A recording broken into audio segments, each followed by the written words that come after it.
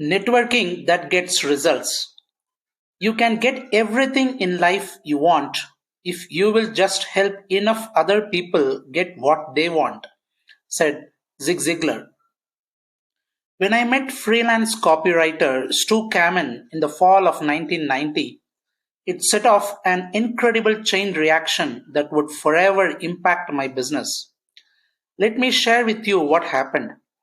In 1992, Stu was a contributing writer with Think and Grow Rich newsletter.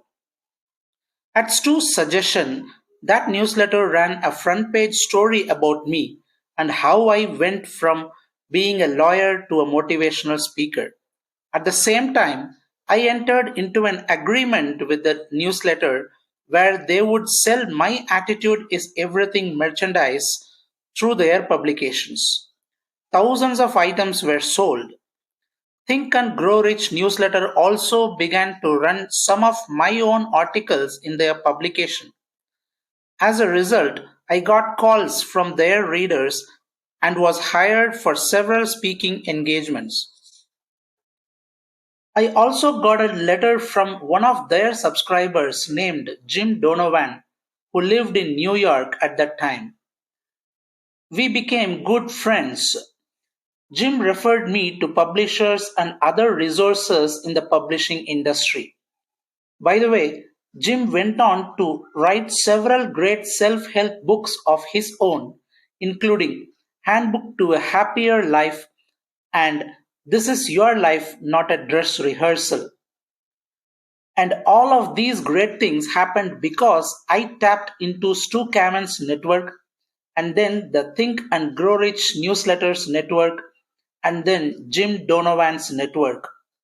The power of networking is nothing short of awesome. If given the choice, wouldn't you like to succeed sooner rather than later? Well, networking is a way to leverage your own efforts and accelerate the pace at which you get results. After all, the more solid relationships you build, the greater your opportunities for success.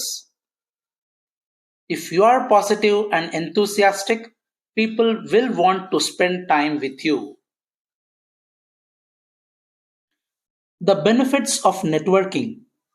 While your success certainly starts with you, it grows to higher levels as a result of your association and relationships with people. Simply put, you can't succeed on a grand scale all by yourself. That's why networking is so important.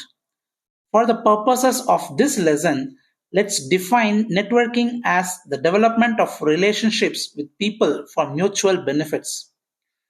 In the business arena, networking has the following benefits: generates new clients or business leads, increases employment opportunities, helps in finding the right people to fill critical positions, provides valuable information and resources, assists in solving problems.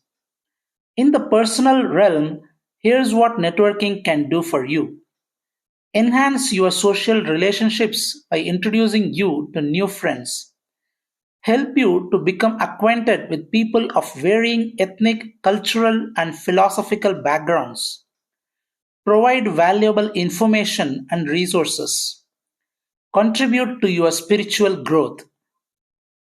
Now that we know what networking can do, the question is, what can we do to enhance the effectiveness of our network? Let me pass along 16 techniques that I have found productive. To simplify matters, I have organized them into four separate but related categories. Number one, attitude and action. Number two, referrals. Number three, communication. And number four, follow up. Attitude and action. Number one, project a winning attitude. When it comes to networking, attitude is everything. If you are positive and enthusiastic, people will want to spend time with you. They will want to help you. If you are gloomy and negative, people will avoid you and they will hesitate to refer you to their friends and colleagues. Number two, Participate actively in groups and organizations. Effective networking and relationship building takes more than paying dues, putting your name in a directory, and showing up for meetings. You must demonstrate that you will take the time and make the effort to contribute to the group. What kinds of things can you do?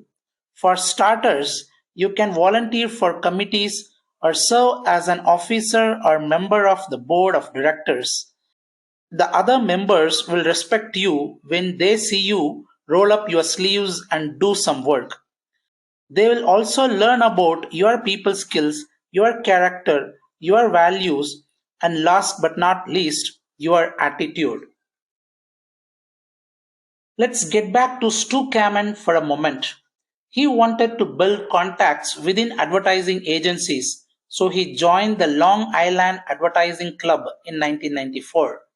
Stu immediately began to attend the group's meetings. When they asked for volunteers for various projects, Stu raised his hand. He got actively involved. Within 6 months after joining, somebody approached him and said, "We hear good things about you. You are a hard worker and very energetic. Would you like to join our board of directors?" As you might guess, Stu gladly accepted, and within a few months, he began to see a significant increase in his business. In early 1999, Stu told me that well over 50% of his current businesses can be traced to people he met through the Long Island Advertising Club, proving that people can get big results in a short time by networking effectively. Number 3. Serve others in your network. Serving others is crucial to building and benefiting from your network. You should always be thinking, how can I serve others, instead of what's in it for me? If you come across as desperate or as a taker rather than a giver, you won't find people willing to help you. Going the extra mile for others is the best way to get the flow of good things coming back to you. How can you serve others in your network?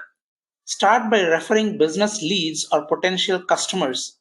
In addition, whenever you see an article or other information that might be of interest to someone in your network, forward the material to that person. When I think of effective networkers, the first name that comes to my mind is Mark LeBlanc. Mark gives presentations to business owners who want to grow their business and to salespeople who want to sell more of their products and services. I have referred many people to Mark. Why? He is a talented, service oriented person who has gone out of his way to encourage me and to help me build my business. Mark has put me in touch with people in his own network who are in a position to help me. He distributes my materials at his presentations. Mark is one of those people who just keeps giving and giving and giving. That's why people want to help Mark, and that's one reason why his own business is growing. As the Bible says, "Give and it shall be given unto you." That's the truth. Referrals. Number 4. If you refer someone, make sure that the person mentions your name as a source of the referral. Be explicit.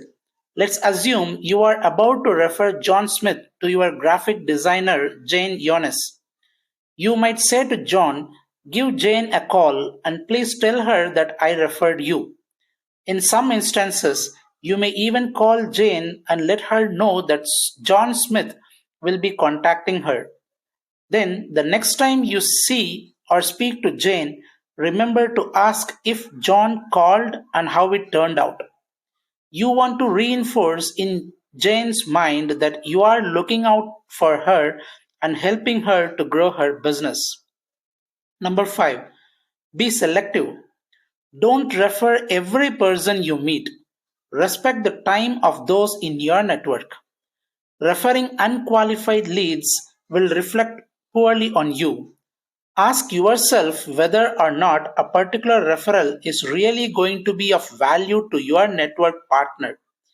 Keep in mind that the key is the quality, not quantity, of the leads you supply. Communication. Number 6. Be a good listener. Have you ever been speaking to someone who goes on and on about himself and his business and never takes a moment to ask about you? We have all run into the me type, and they are the last people you want to help. So, in your conversations, focus on drawing other people out. Let them talk about their careers and interests. In return, you will be perceived as caring, concerned, and intelligent. You will eventually get your turn to talk about yourself. Sure, this is Dale Carnegie 101, but it works. Number 7. Call people from time to time just because you care. How do you feel when someone calls you on the phone and says, "Hey, I was just thinking about you and was wondering how you are doing"? I'll bet you feel like $1,000,000. If that's the case, why don't we make these calls more often? Every now and then, make it a point to call people in your network simply to ask how they are doing and to offer your support and encouragement. That's right. Call just because you care and because that's the way you would like to be treated. You can succeed best and quickest by helping others to succeed, said Napoleon Hill. Every December, I pick up the phone and call certain clients I haven't spoken with for a long time. Many of these people haven't ordered anything from my company in years. My call is upbeat and my only agenda is to be friendly. I don't try to sell them anything. I appreciate the business they have given me in the past and I just want to hear how they are doing, personally and professionally. If business comes from these calls, that's great. If business doesn't come from these calls, that's great. Year after year, I do get business as a result of making these calls. Someone will say, "I need to order more of these attitude is everything lapel pins." Or, "Our company is having a sales meeting in 6 months and they may want you to do a presentation." Please understand that this isn't manipulation or a sales tactic on my part. I'm not expecting these people to give me business. I really care about how they are doing. Business is simply a byproduct of reconnecting with them. Number 8. Take advantage of everyday opportunity to meet people. You can make excellent contacts just about anywhere, at the health club or online at the supermarket. You never know from what seed your next valuable relationship will sprout. When I go to the gym or for a walk, I often wear an "Attitude is Everything" t-shirt. It's a great icebreaker, and people will come up to me to talk about attitude. It gives me an opportunity to learn about them and to tell them about my company. Number 9. Treat every person as important, not just the influential ones. Don't be a snob. The person you meet, whether or not they are the boss, may have a friend or relative who can benefit from your product or service. So, when speaking to someone at a meeting or party, give that person your undivided attention. And please promise me that you won't be one of those who gazes around looking for more important people to talk to. That really bugs me. You are talking with someone and then he notices someone out of the corner of his eye, someone he dreams more important than you. So he stops listening to you and abruptly breaks away to start a conversation with that other person. Don't do that. Treat every person you encounter with dignity and respect. Number 10. At meetings and seminars, make it a point to meet different people. Don't sit with the same group at every gathering. While it's great to talk with friends for part of the meeting, you will reap greater benefits if you make the extra effort to meet new faces. In 1994, I was in Washington, D.C. to attend the annual convention of the National Speakers Association. At lunch, instead of sitting with some friends, I sat down at a table where I didn't know anyone. Sitting at that table was a woman named Joanne Burge, and we struck up a conversation. Her company, Office Dynamics, conducts excellent training programs for administrative office professionals. It turned out that Joanne is also a big believer that attitude is everything. And nearly 20 years later, she still orders my Attitude is Everything lapel pins and distributes them to some of the participants in her training programs. In addition, Joanne often displays my literature at her programs, which has gathered thousands of dollars in business for me. Most importantly, Joanne has become a wonderful friend. I'm sure glad I didn't sit with my friends that day, as I would have missed out on a tremendous opportunity. Number 11. Be willing to go beyond your comfort zone. For instance, if you have the urge to introduce yourself to someone, do it. You might hesitate thinking that the person is too important or too busy to speak with you. Even if you are nervous, force yourself to move forward and make contact. You will get more comfortable as time goes on. Number 12. Ask for what you want. By helping others, you have now earned the right to request assistance yourself. Don't be shy. As long as you have done your best to serve those in your network, they will be more than willing to return the favor. Follow up. Number 13. Send a prompt note after meeting someone for the first time. Let's say you attend a dinner and make a new contact. Send a short note as soon as possible explaining how much you enjoyed meeting and talking with him or her. Enclose some of your own materials and perhaps include information that might be of interest to this person, such as the name of a trade magazine and a subscription card. Ask if there is anything you can do to assist this individual. Be sure to send the note within 48 hours after your initial meeting so that it's received while you are still fresh in your contact's mind. Treat every person you encounter with dignity and respect. Number 14. Acknowledge powerful presentations or articles. If you hear an interesting presentation or read a great article, send a note to the speaker or writer and tell him or her how much you enjoyed and learned from their message.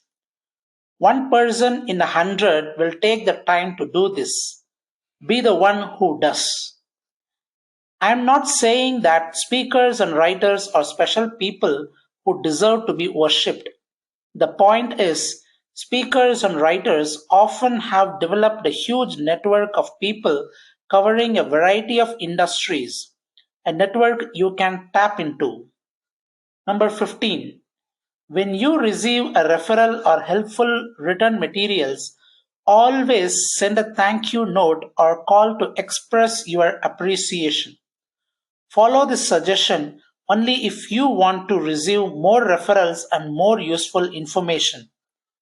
If you don't acknowledge that person sufficiently, he or she will be much less likely to assist you in the future. Number 16. Send congratulatory cards and letters. If someone in your network gets a promotion, award, or celebrates some other occasion, For example, a marriage or birth of a child. Write a short note of congratulations. Everyone loves to be recognized, yet very few people take the time to do this. Being thoughtful in this manner can only make you stand out. It's also appropriate to send a card or memorial gift when a family member dies.